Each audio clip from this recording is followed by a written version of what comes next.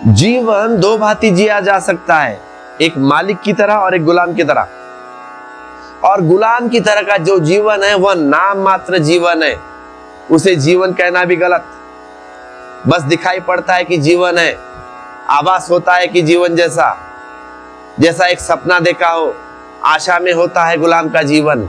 मिलेगा, मिलता कभी नहीं, आ रहा है, आता कभी नहीं।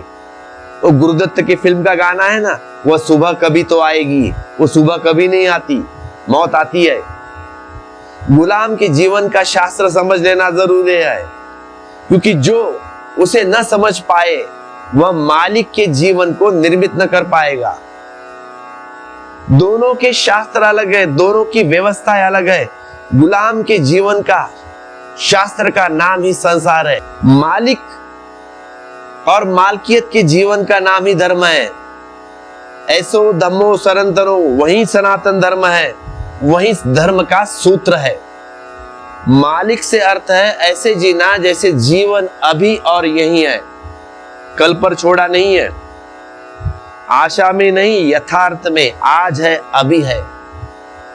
मालिक के जीवन का अर्थ है मन गुलाम हो, चेतना मालिक हो, होश मालिक हो, वृत्तियां मालिक ना हो। विचारों का उपयोग किया जाए, विचार तुम्हारा उपयोग ना करे, तुम विचारों का उपयोग किया। लगाम तुम्हारे हाथ में हो, विचार तुम्हें काम में ना लगा सके, तुम विचारों को काम में लगा दो। लगाम हाथ में हो जीवन की, और जहां तुम जीवन को ले जाना चाहो वही जीवन जाए, तुम्हें मन के पीछे घसीटना ना पड़े। गुलाम का जीवन बेहोश जीवन है, जैसे सारथी नशे में हो, लगाम ढीली पड़ी हो, घोड़े अपनी मर्जी रथ को ले जा रहे और उबड़ खाबड़ में गिराए, कष्ट में डाले, मार्ग से भटकाए, लेकिन सारथी बेहोश हो। देखिए गीता में कृष्ण सारथी है, अर्थ है कि जब चैतन्य हो जाए सारथी, तुम्हारे भीतर का जो श्रेष्ठतम है ना, उसके हाथ में लगाम आ जाए।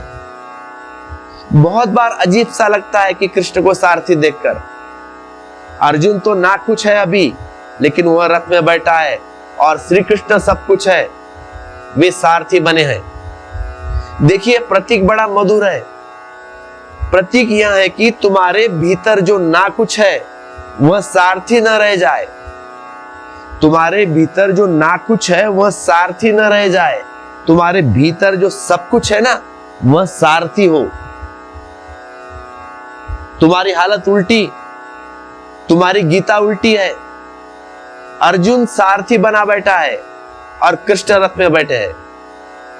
ऐसे ऊपर ऊपर से लगता है कि मालकियत, क्योंकि रथ में कृष्ण बैठे हैं और अर्जुन सारथी है। ऊपर से लगता है कि तुम मालिक हो, ऊपर से लगता है कि तुम्हारी गीता सही है, लेकिन फिर से सोचना व्यास की गीता ही सही है। अर्जुन रथ में होना चाहिए, कृष्ण सारथी होने चाहिए। मन रथ में बिठा दो, हर्जा नहीं, लेकिन ध्यान सारथी बने तो एक मालकियत पैदा होती है।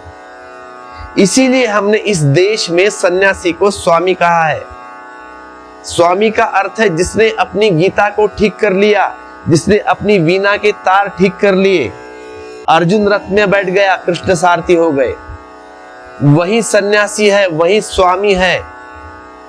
और स्वामी होना एकमात्र जीवन है। तब तुम जीते ही नहीं, तुम जीवन हो जाते हो, तुम महाजीवन हो जाते हो। सब बदल जाता है। कल तक जहां कांटे थे वहां फूल खिल जाते हैं। कल तक जो भटकता था वह तुम्हारा अनुचर है, हो जाता है। कल तक जो इंद्रियां केवल दुख में ले गई थी, वे तुम्हें महासुख में पहुंचाने लगी है। क्योंकि जिन इंद्रियों से तुमने संसार को पहचाना है, वे ही इंद्रियां तुम्हें परमात्मा के दर्शन दिलाने लगेंगी, उनको ही झलक मिलेगी। यही आंख, ध्यान रखना, फिर से दोहराता हूं, यही आंख उसे देखने लगेगी। और इन्हीं आंखों ने पर्दा किया था, इन्हीं आंखों के कारण वो दिखाई न पड़ता था। इन्हीं आंखों को फोड़ मत लेना फिर, जैसे कि बहुत से नासमझ तुम्हें समझाते रहे हैं। ये जो आंख है ना हमारी, बड़े काम में आने को है, सिर्फ भीतर का इंतजाम बदलना है। जो मालिक है असली, जो मालिक है असल में, उसे मालकियत घोषित करना है, बस उतनी घोषणा काफी है। जो गुलाम है उसे गुलाम घोषित करना है। तुम्हारे भीतर गुलाम मालिक बनकर बैठा है अभी, और मालिक को अपनी मालकियत भूल गई है। इसीलिए आंख से पदार्थ दिखाई पड़ता है, परमात्मा नहीं।